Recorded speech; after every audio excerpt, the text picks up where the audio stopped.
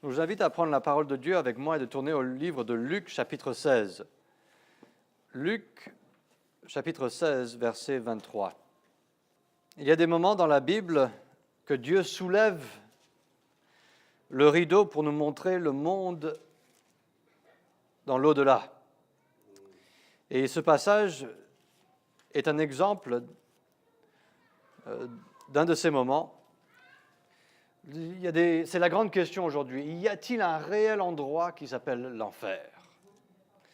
Nous aimons tous croire dans le paradis, mais lorsque nous parlons de l'enfer, là, il y a moins de gens qui croient dans l'enfer que le paradis. Qu'est-ce que la Bible dit? Est-ce que les gens réellement vont dans cet endroit? Donc, dans Luc, chapitre 16, verset 23, nous allons commencer la lecture au verset 19 et nous allons lire jusqu'au verset 31. Mais Luc 16, 23, c'est là où nous allons tirer le thème principal du message. Luc, chapitre 16, verset 19 à 31. Il y avait un homme riche qui se vêtait de pourpre et de fin lin et qui se traitait chaque jour magnifiquement. Il y avait aussi un pauvre nommé Lazare qui était couché à sa porte, couvert d'ulcères. Il désirait de se rassasier des miettes qui tombaient de la table du riche, et les chiens même venaient lécher ses ulcères. Or, il arriva que le pauvre mourut, et il fut porté par les anges dans le sein d'Abraham. Le riche mourut aussi, et fut enseveli. Et étant en enfer, dans les tourments, il leva les yeux et vit de loin Abraham et Lazare dans son sein. Et s'écriant, il dit, « Père Abraham, aie pitié de moi, et envoie Lazare, afin qu'il trempe dans l'eau le bout de son doigt, pour me rafraîchir la langue, car je suis extrêmement tourmenté dans cette flamme. » Mais Abraham répondit, « Mon fils, souviens-toi que tu as eu tes biens pendant ta vie, et que Lazare y a eu des maux. Maintenant, il est consolé, et toi, tu es dans les tourments. Outre cela, il y a un grand abîme entre vous et nous, de sorte que ceux qui voudraient passer d'ici à vous ne le peuvent, non plus que ceux qui voudraient traverser de là jusqu'à nous. » Et le riche dit, « Je te prie donc, Père Abraham, d'envoyer Lazare dans la maison de mon père, car j'ai 5 frères, pour leur attester ces choses, de peur qu'ils ne viennent aussi dans ce lieu de tourment. » Abraham lui répondit, « Ils ont Moïse et les prophètes, qui les écoutent. » Le riche dit, « Non, Père Abraham, mais si quelqu'un des morts va envers eux, ils se repentiront. » Et Abraham lui dit, « S'ils n'écoutent pas Moïse et les prophètes, ils ne seront pas non plus persuadés quand même l'un des morts ressusciterait. » Donc ici, dans ce passage, nous voyons le Seigneur Jésus parle d'un homme riche. Cet homme riche est mort. Et il parle aussi de Lazare, qui était un pauvre. Et non seulement il était pauvre, mais il était malade. Il était rempli d'ulcères. C'était une vie très inconfortable. Et nous voyons que l'homme riche, il est mort, et Lazare aussi est mort. Tous les deux sont morts. Qu'on soit riche ou qu'on soit pauvre, on va tous mourir. Qu'on ait 1 milliard dans le compte bancaire ou qu'on n'ait même pas un compte bancaire qui existe, on va tous mourir. Il est réservé aux hommes de mourir. On a un rendez-vous que nous allons garder, c'est obligatoire. Des fois, on peut avoir des rendez-vous avec le docteur, avoir des rendez-vous avec les amis, avec la famille. Et des fois, on ne garde pas les rendez-vous. Des fois, il y a des empêchements. Mais voici un rendez-vous qu'on va garder assurément. On ne pourra pas rater celui-là. C'est le rendez-vous de la mort. Mais qu'est-ce qui se passe après la mort? C'est la grande question. Est-ce que notre corps est transformé ou réincarné dans un autre être vivant pour la récompense ou la punition de la vie qui a été vécue? Il y a beaucoup d'hypothèses sur la vie dans l'au-delà, après la mort. Et nous devons nous assurer que nous nous basons sur la parole de Dieu, qui est l'autorité. Nous n'allons pas chercher quelque chose par une tradition ou une philosophie humaine ou un raisonnement humain, mais nous voulons savoir qu'est-ce que Dieu dit. Parce que les hommes ont leur hypothèse, ils ont leur théorie, mais nous avons la parole de Dieu et nous devons nous attacher à la parole de Dieu. Et d'ailleurs, la parole de Dieu est le seul document et le seul livre qui nous dit exactement, avec détail, décrit l'enfer. Il n'y a aucun autre document qui décrit l'enfer. Personne a expérimenté ça pour revenir et le décrire. Oh, il y en a peut-être qui ont eu des visions, il y en a peut-être qui ont eu des rêves, mais ces rêves et ces visions sont nés où? Ils sont nés d'une lecture de la parole de Dieu. C'est pour ça que beaucoup de gens disent « Ah, je suis en train de vivre un enfer ». Qu'est-ce qu'ils sont en train de dire? Ils sont en train de dire « Je suis en train de souffrir ». Je suis dans une situation, à travers la famille, dans le travail, au niveau de la santé, et je suis en train de souffrir l'enfer. Et donc l'homme a sa conception de l'enfer qui a été peut-être tirée de la parole de Dieu, mais après qui a été décrit ou associé à différentes situations sur Terre. Généralement, les gens qui ont expérimenté la guerre, ils auront eux-mêmes ce témoignage, la guerre c'est l'enfer, la mort partout, la souffrance. Donc il y a beaucoup de descriptions de l'enfer, mais quelle est la description qui compte le plus? C'est celle que Dieu nous donne. Allons à Éphésiens chapitre 2, verset 1. Éphésiens 2, verset 1. « Et vous étiez morts dans vos fautes et dans vos péchés. » Donc chaque être humain, en réalité, est mort-né. Quand un bébé naît, il est spirituellement mort, séparé de Dieu depuis le début. Et c'est pour ça que Jésus a dit, il faut être né de nouveau. Nous sommes nés physiquement, mais nous devons naître de nouveau spirituellement dans la famille de Dieu. Beaucoup de fois, nous voyons les gens marcher et vivre, bâtir leur entreprise. Et nous les voyons avoir des relations avec leurs voisins, ils ont des amitiés avec un peu tout le monde. Mais lorsqu'on regarde réellement à cette personne, d'une façon biblique, cette personne est morte. S'ils n'ont pas le Seigneur Jésus-Christ comme sauveur, cette personne est spirituellement morte. Donc c'est une personne qui marche, c'est un cadavre vivant en fait. Parce qu'ils vivent physiquement mais spirituellement séparés de Dieu, c'est la mort, ils sont déjà condamnés. Et donc nous étions morts dans nos fautes et dans nos péchés. Lorsque nos péchés sont sur nous, nous sommes spirituellement morts. Donc chaque être humain est spirituellement mort-né. Nous sommes spirituellement morts. La mort spirituelle signifie la séparation de Dieu. La mort physique, c'est la séparation de notre corps. L'âme quitte notre corps et le corps devient une tente inhabitée.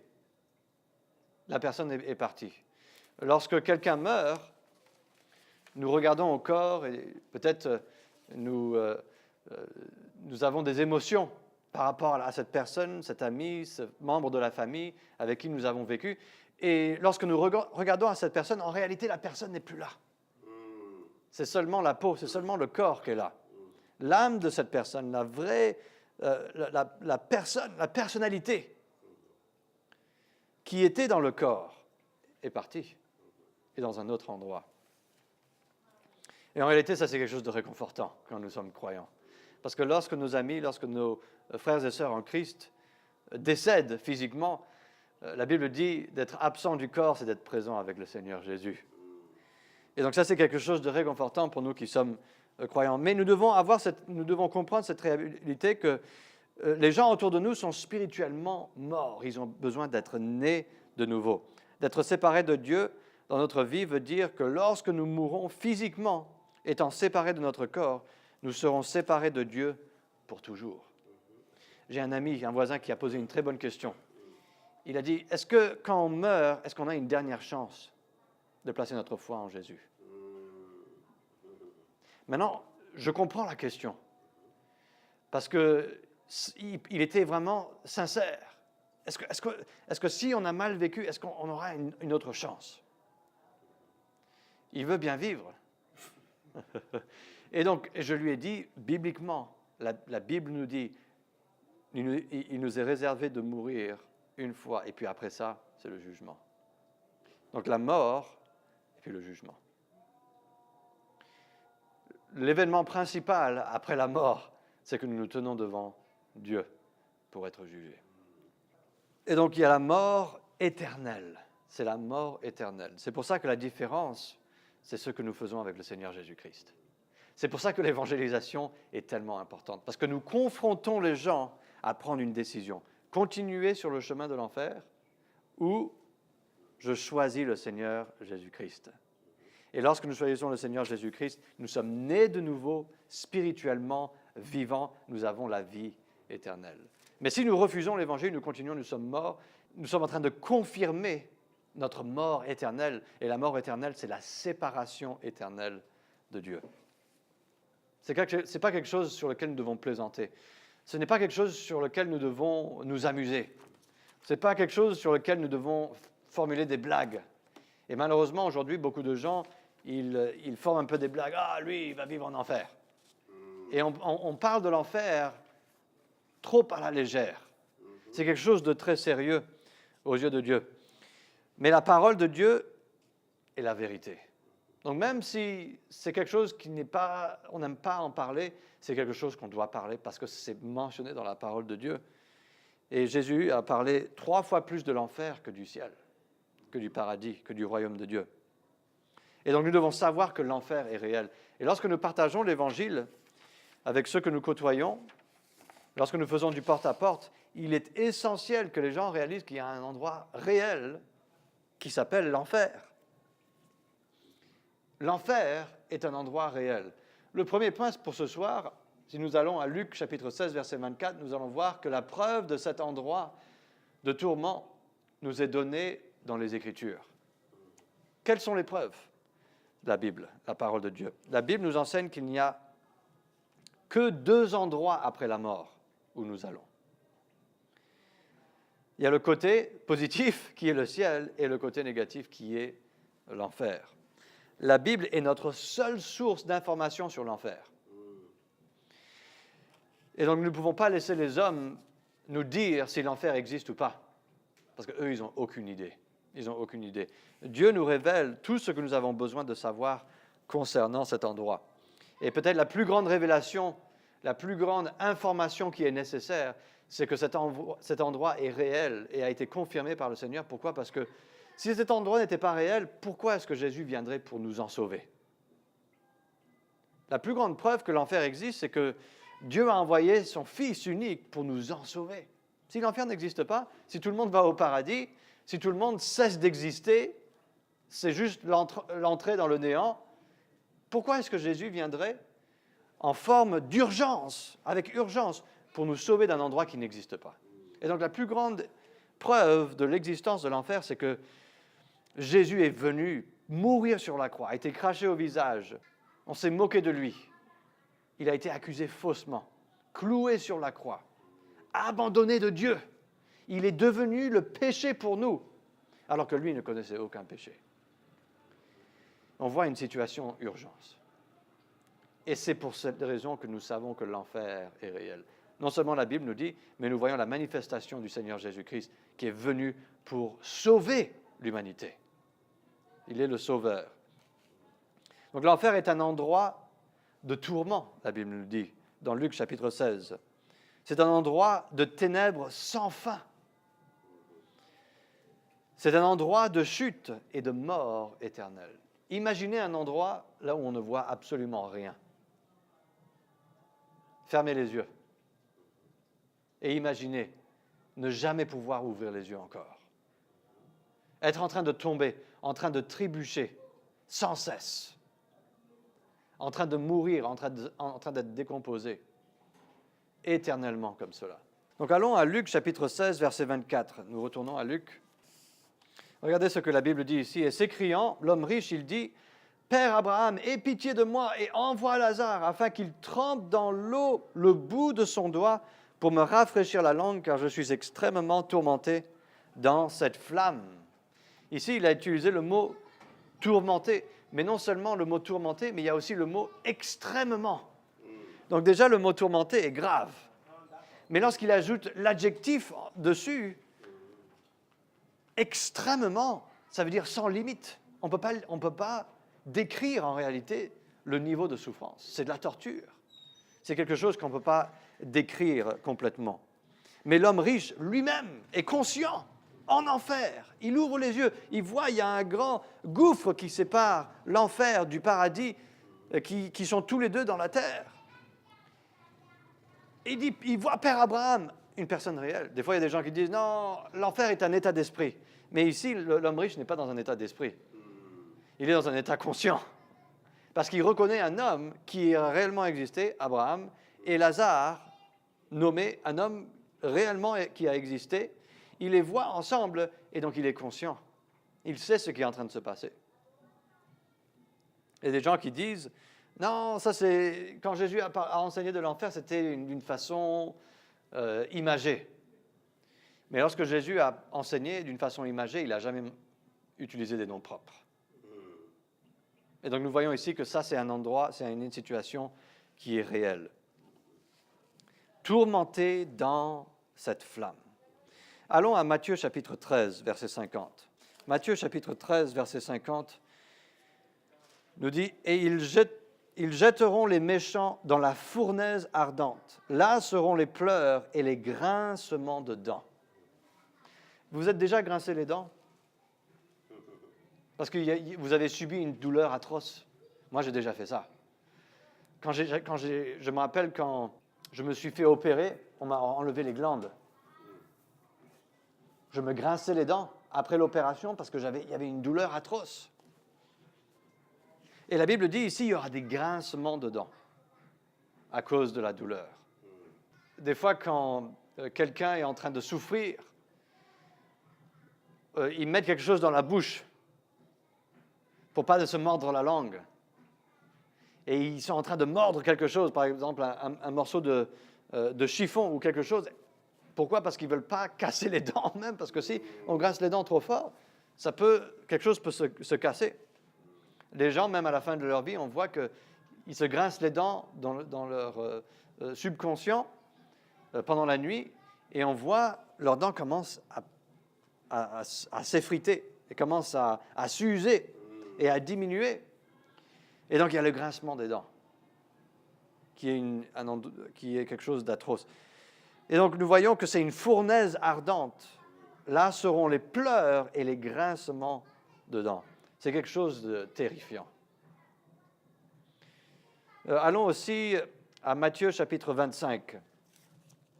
Il continue avec la description de cet endroit, l'enfer. Matthieu 25, verset 41. Ensuite, il dira à ceux qui seront à sa gauche, « Retirez-vous de moi, maudits, et allez au feu éternel préparé au diable et à ses anges. » Un feu éternel préparé pour le diable et ses anges. Une des choses terrifiantes de l'enfer, c'est que le diable est là. Et ses anges, ses démons, ils sont là aussi. Donc il y a un réel endroit de tourment que la Bible appelle l'enfer. Il n'y a rien d'agréable dans cet endroit. C'est un endroit où il n'y a ni gentillesse, il n'y a pas d'amis, il n'y a pas de sourire. Il n'y a rien d'agréable du tout. C'est un endroit horrible de feu et de tourment. Je me rappelle avoir entendu quelqu'un dire que « Ah, moi, je vais aller en enfer et puis avec mes amis, on va jouer aux cartes pendant l'éternité, dans le feu, et ainsi de suite. » Et ils ont leur imagination fixée sur quelque chose que l'enfer est, qui n'est pas une description que la Bible donne. Donc nous voyons ici la parole de Dieu, la preuve de cet endroit de tourment nous est donnée dans les Écritures. Deuxièmement, non seulement nous voyons que la preuve de cet endroit nous est donnée dans les Écritures, mais deuxièmement, nous voyons que les gens vont à cet endroit de tourment. Hébreux chapitre 9, verset 27. Hébreux chapitre 9, verset 27. Nous lisons dans la Bible que le diable et ses anges sont jetés en enfer. Mais nous lisons aussi que des gens y seront jetés. Maintenant, nous ne voulons pas que cela se passe, et Dieu ne le veut pas non plus. La Bible dit que Dieu ne veut qu'aucune personne périsse, mais que tous arrivent à la repentance. Mais malgré ça, les gens vont en enfer quand même. Mais si nous allons à Hébreux, chapitre 9, verset 27, la Bible dit « Et comme il est réservé aux hommes de mourir une fois, et après cela vient le jugement. » Dans le passage de l'homme riche et de Lazare, nous voyons que l'homme riche, lui, il est allé en enfer. Et puis Lazare est allé dans le sein d'Abraham, ce qu'on appelle le paradis. Et donc ces deux hommes sont morts. Et ici nous voyons, les gens vont mourir et vont dans un réel endroit. La vie est tellement incertaine. Lorsque nous vivons, les gens vivent pour aujourd'hui, ils ne pensent pas qu'il faut que je me prépare pour le jugement qui est après ma mort. Ils ne voient pas ça, ils ne voient pas ce tribunal, ils ne voient pas ce grand trône blanc là où ils seront jugés. Et donc la mort, soudainement, vient aux gens, et puis maintenant ils ne sont pas prêts. Ils ne sont pas prêts pour rencontrer Dieu. La chose la plus importante, c'est que nous devons réaliser que nous devons nous préparer pour l'éternité. Parce que nous avons cette vapeur de vie, et puis un jour nous allons mourir, et nous allons entrer dans l'éternité. L'éternité en enfer, ou l'éternité avec Dieu. L'éternité sans Dieu, ou l'éternité avec Dieu. Et la pire chose de l'enfer, c'est que Dieu est complètement absent de cet endroit. Nous savons que Dieu est la lumière. Et l'enfer est un endroit de ténèbres. Troisièmement, nous voyons qu'il y a un moyen d'échapper à cet endroit de tourment et d'aller au ciel. Et donc ça, c'est la mauvaise nouvelle. Lorsque nous partageons l'Évangile, nous voulons attraper l'attention des gens pour leur laisser savoir que les pécheurs vont en enfer. L'enfer est un endroit réel. Et voici les passages qui nous le décrivent. Mais la bonne nouvelle, c'est qu'il y a un moyen d'échapper à cette condamnation, à ce jugement. Le Seigneur Jésus-Christ dit dans Luc 19, 10, « Car le Fils de l'homme est venu pour faire quoi? Pour chercher et sauver ceux qui étaient perdus. » Donc lorsqu'une personne réalise que l'enfer est réel, et elle réalise qu'elle va dans cet endroit, maintenant, eux, ils ont réalisé, ils sont qualifiés pour être sauvés, parce qu'ils ont réalisé qu'ils sont perdus. Et ça, c'est notre objectif en tant qu'évangéliste. Partager l'Évangile et essayer de communiquer aux autres pour qu'ils puissent réaliser que l'enfer est un endroit réel, pour qu'ils puissent réaliser qu'ils sont en route pour cet endroit. Il faut qu'ils réalisent qu'ils sont perdus parce que maintenant, nous pouvons leur dire, il y a un sauveur. Il y a quelqu'un qui est là pour les sauver. Le Seigneur Jésus-Christ, c'est son travail. Le Fils de l'homme est venu pourquoi? Pour chercher et sauver ceux qui étaient perdus. Ça, c'est dans Luc 19, verset 10. Ainsi était le ministère du Seigneur Jésus. Et la plus grande preuve,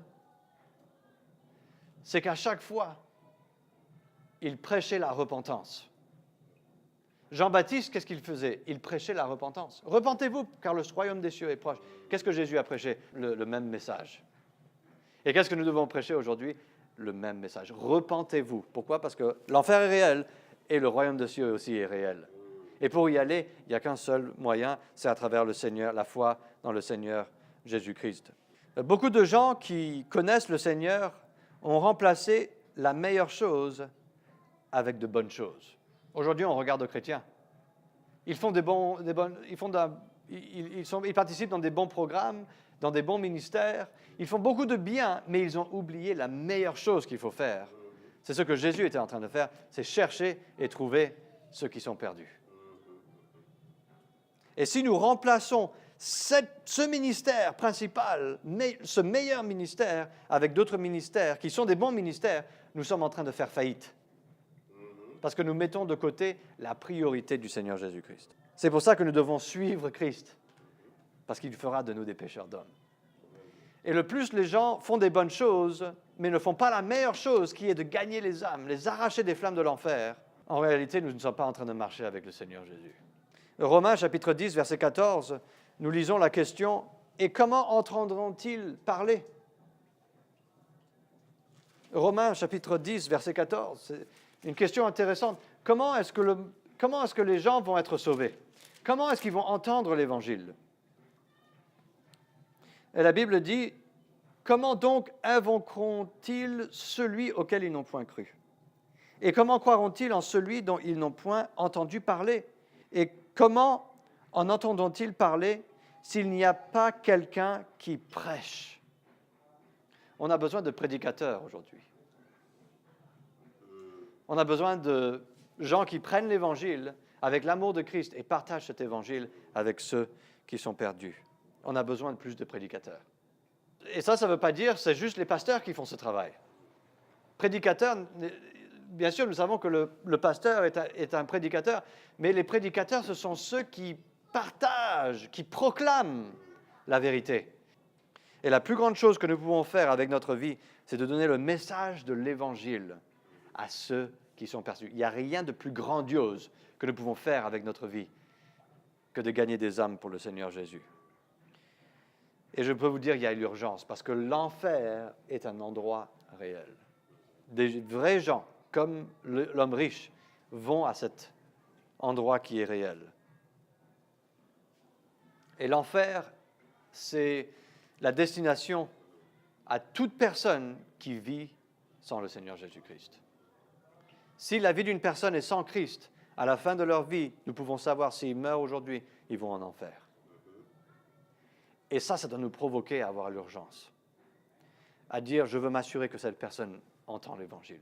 Je veux leur donner une occasion de se repentir et de mettre leur confiance totale dans le Seigneur Jésus-Christ. Pourquoi? Parce que l'enfer est un endroit réel. Si nous avions un aperçu, si nous pouvons apercevoir pendant quelques minutes l'enfer, ça nous donnerait de l'urgence. J'ai entendu quelqu'un dire une fois que si tous les chrétiens visitaient l'enfer, comme on visite nos amis qui sont dans l'hôpital, tous les chrétiens seraient en train de partager l'Évangile à tous. Et donc nous avons besoin de réaliser que l'enfer est un endroit réel. Pourquoi est-ce que les chrétiens n'évangélisent pas? Pourquoi est-ce que les chrétiens n'ont pas une urgence? Parce qu'ils ne réalisent pas que l'enfer est réel. Pour eux, c'est juste quelque chose qu'on sait, qu'on connaît, mais on n'est pas persuadé de l'existence de cet endroit. Et c'est pour cette même raison que beaucoup de gens ne marchent pas avec Dieu. Parce qu'ils ne pensent pas en réalité que Dieu est réel. S'ils pensaient que Dieu était réellement là avec eux, ça changerait leur vie complètement. Et donc, la réalité, savoir que cet endroit est réel, change notre vie. Nous marchons avec Dieu. Et nous voulons partager l'Évangile parce que nous ne voulons pas que les gens aillent dans ce vrai endroit, cet réel endroit qui est l'enfer. Donc Dieu nous aide, lorsque nous partageons l'Évangile, à avoir cette urgence de dire « J'espère que tu comprends que l'enfer est réel. Dieu ne veut pas que tu y ailles et moi je ne veux pas que tu y ailles non plus. » Et c'est pour ça que l'Évangile est tellement important. Ce n'est pas une question de choisir une religion sur l'autre. C'est une question d'être sauvé de l'enfer. Ce n'est pas une question de religion, c'est une question d'être sauvé de l'enfer.